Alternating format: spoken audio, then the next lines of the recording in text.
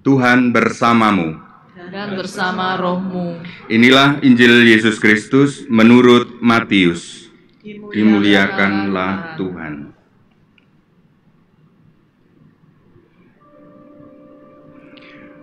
Sekali peristiwa, Yesus mengajar orang banyak. Hal kerajaan surga itu seumpama harta yang terpendam di ladang, yang ditemukan orang, lalu dipendamnya lagi. Karena sukacitanya, pergilah ia menjual seluruh miliknya, lalu membeli ladang itu. Demikian pula hal kerajaan surga itu seumpama seorang pedagang yang mencari mutiara yang indah. Setelah ditemukannya mutiara yang sangat berharga itu, ia pun pergi, menjual seluruh miliknya, lalu membeli mutiara itu. Demikian pula hal kerajaan surga itu seumpama jala besar yang ditebarkannya di laut.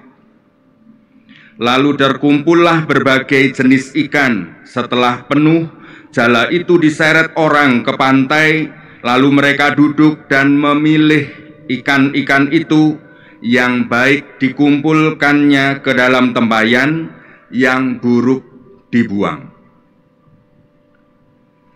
Demikianlah juga pada akhir zaman malaikat-malaikat akan datang memisahkan orang-orang jahat dari orang-orang benar. Yang jahat lalu dicampakkan ke dalam tungku berapi. Di sana akan terdapat ratapan dan kertak gigi. Mengertikah kamu semuanya itu? Mereka menjawab, ya, kami mengerti. Maka bersabdalah Yesus kepada mereka, karena itu setiap ahli Taurat yang menerima pelajaran hal kerajaan surga seumpama tuan rumah yang mengeluarkan harta yang baru dan yang lama dari perbendaharaannya. Demikianlah Injil Tuhan. Terpujilah Kristus.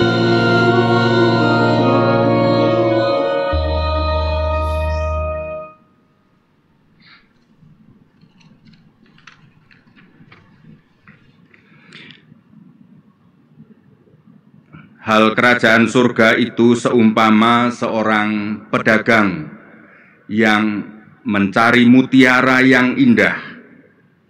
Hal kerajaan surga itu seumpama orang yang menemukan harta terpendam di ladang. Kalau yang pertama, mencari mutiara yang indah. Yang kedua, menemukan harta berharga yang terpendam di ladang. Tapi hal kerajaan surga yang ketiga diumpamakan oleh Tuhan Yesus seumpama seorang nelayan yang menjaring ikan, dan terkumpullah aneka macam ikan di dalam jaringnya, lalu diseret ke pantai, lalu dipisah-pisahkan. Kerajaan surga adalah suatu keadaan di mana seseorang mampu memisahkan antara yang baik dan yang jahat, yang benar dan yang salah. Inilah yang digambarkan, yang dimohon dari Raja Salomo. Dia yang begitu muda namun mendapatkan perutusan panggilan menjadi raja bangsa Israel, dan yang dia mohon kepada Allah bukan menjadi seorang tokoh yang boleh berkuasa selama-lamanya, bukan, tetapi memiliki hati yang bijaksana. Bijaksana, salah satu yang dimengerti di dalam kitab suci adalah hati yang mampu membeda-bedakan. Salomo memohon karunia yang tepat bagi kehidupannya. Bijaksana adalah mutiara berharga. Orang yang bijaksana adalah orang yang sudah menemukan ada harta berharga yang terpendam di ladang. Saudara-saudari, hidup kita sehari-hari adalah bekerja di ladang. Dalam profesi kita, sekolah adalah ladang dari para guru. Kepentingan rakyat adalah ladang dari para anggota pemerintah dan wakil rakyat. Rumah tangga adalah ladang bagi seorang ayah atau seorang ibu sebagai orang tua. Umat Allah adalah ladang di mana para pelayan gereja itu melayani, diutus. Apakah kita selama mengerjakan karya kita di ladang ini menemukan harta berharga di tengah ladang itu atau tidak? Sehingga karena harta itulah kita punya keberanian berkorban.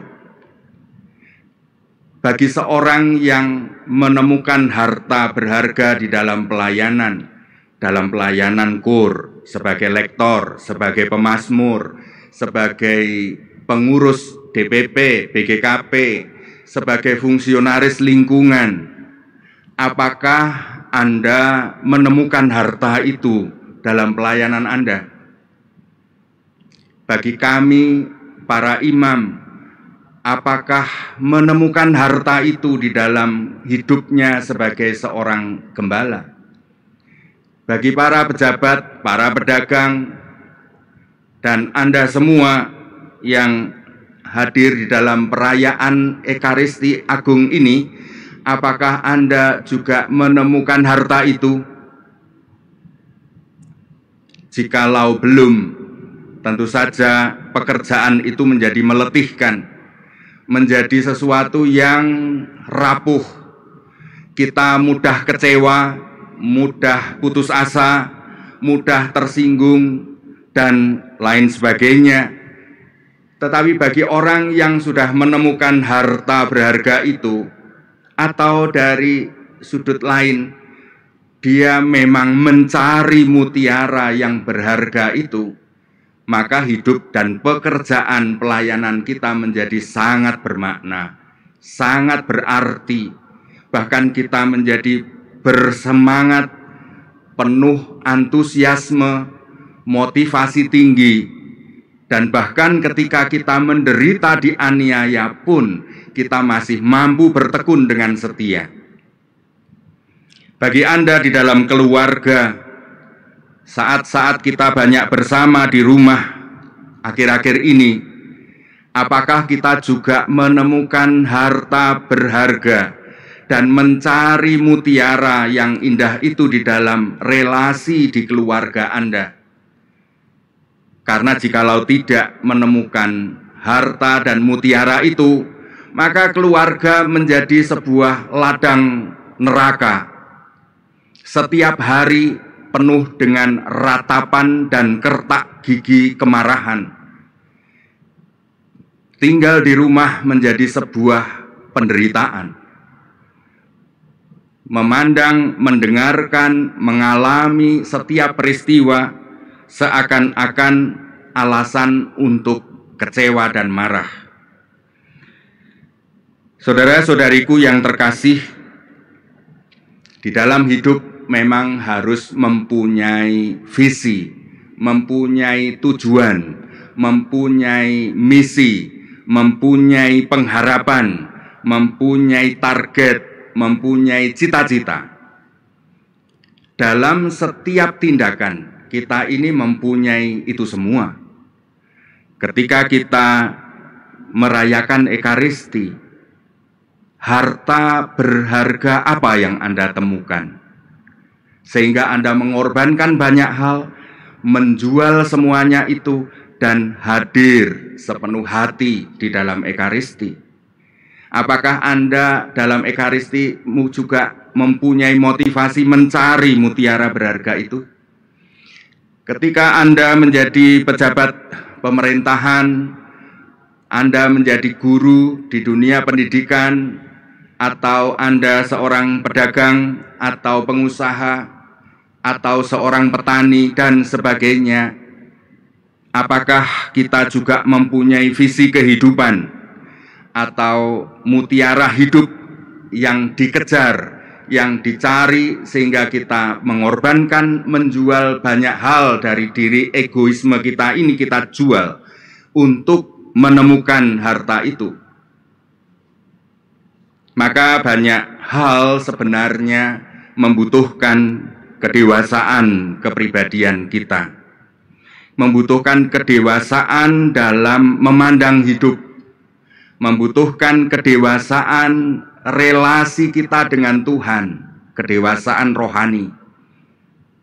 Di dalam teologi moral Katolik ada dua istilah yang sangat terkenal dalam moral dasar, yaitu finis operis dan finis operantis.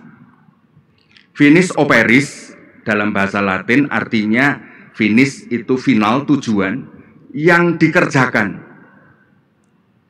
Saya sekarang sedang berkhotbah, maka tujuan dari yang saya kerjakan adalah mewartakan inti mutiara harta dari firman ini kepada Anda. Itu tujuan yang dikerjakan, finis operis. Tetapi ketika saya belum dewasa, maka saya secara rohani, secara kepribadian masih kekanak-kanakan, belum dewasa, maka ada hal lain yang tersembunyi di dalam diri saya yang namanya finis operantis. Tujuan yang aku inginkan, aku maui. Karena saya masih membutuhkan pujian orang, maka sepertinya yang saya kerjakan adalah homili, khotbah, tetapi yang saya inginkan adalah pujian Anda, bukan mutiara sabda. Seseorang bisa melakukan banyak hal yang ansih mulia, yang dalam dirinya pekerjaan itu pekerjaan baik, tetapi bisa di dalam hati kita ini ada finis operantis, sesuatu yang kita operasikan, yang kita kerjakan, yang kita maui, yaitu ketika kita ini ingin pujian, ingin penghargaan, ingin harga diri kita diangkat, ingin punya pengaruh yang kuat, dan selanjutnya ingin bahkan bisa maksud yang jahat. Aku ingin menyindir orang, menjatuhkan orang, atau bahkan membunuh orang dari balik peristiwa pekerjaan yang saya lakukan. Maka betapa penting hal kerajaan surga itu adalah proses kedewasaan pribadi, proses kedewasaan pandangan hidup, proses kedewasaan rohani, relasi kita dengan Tuhan. Maka di dalam misalnya Anda anak-anak sekolah, kalian mengerjakan PR, kalian bersusah payah tanpa diawasi guru, kalian anak-anak mengerjakan, berlatih soal-soal dengan senang hati atau dengan merasa terbebani, dengan penuh semangat atau dengan penuh disiplin atau malas-malasan. Itu tergantung dari apakah kamu sudah menemukan pentingnya ilmu itu berharga bagi dirimu atau tidak. Kalau kita pelayanan di dalam gereja, kita bisa saja bersemangat tinggi, melayani dengan luar biasa, kita bisa mengorbankan harta banyak yang kita miliki. Tetapi betulkah untuk mencari harta berharga yang sejati atau mutiara yang berharga itu? Maka pertanyaan yang diajukan Tuhan Yesus kepada Filipus Di Injil Yohanes pertama ayat 38, ketika Yohanes Pembaptis menunjukkan kepada dua muridnya, Filipus dan Andreas, pas Yesus lewat, itulah anak domba Allah. Maka Filipus mengikuti bersama Andreas di belakang Yesus. Yesus menoleh kepada mereka dan bertanya, "Apa yang kamu cari? Popularitas? Ataukah kerajaan surga? Mengikuti aku, apa yang kamu cari?" Pertanyaan yang paling mendasar di dalam pemaknaan hidup. Maka ketika kita berkeluarga, kalau Anda menikah atau berkeluarga, apa yang Anda cari? Ketika Anda di dalam pergaulan, apa yang Anda cari? Dengan grup WA Anda, dengan Facebook Anda, dengan Instagram Anda, dan aneka medsos Anda, channel YouTube Anda, apa yang Anda cari? Ketika kita mengadakan pelayanan di gereja, sebenarnya apakah yang kita cari? Kerajaan Allah ataukah kerajaan Mamon? Kemuliaan Allah ataukah kemuliaan diri sendiri? Ketika kita berpolitik, apa yang kalian cari? Demi kesejahteraan masyarakat ataukah untuk kepentingan kelompok Anda sendiri? Ketika Anda dalam relasi perselingkuhan, hubungan gelap di luar keluarga Anda, apa yang Anda cari? Ketika kita membeli tas, membeli sepatu dengan harga yang lebih dari biaya sekolah anak miskin selama 1 tahun, apa yang Anda cari? Ketika kita makan di restoran seharga yang sama dengan biaya penyembuhan orang sakit, apa yang Anda cari? Saudara-saudariku yang terkasih, di Injil Yohanes bab 14 ayat 9, Tuhan Yesus bertanya lagi dan menyampaikan sebuah hal yang inti kepada Filipus. Filipus, telah sekian lama aku bersama kamu. Mengapa engkau tidak mengenal aku? Kita bisa saja sudah 10 tahun menjadi orang Katolik, tapi belum mengenal Yesus. Kita bisa saja sudah dibaptis 20 tahun, tetapi ternyata kita belum mengenal Yesus.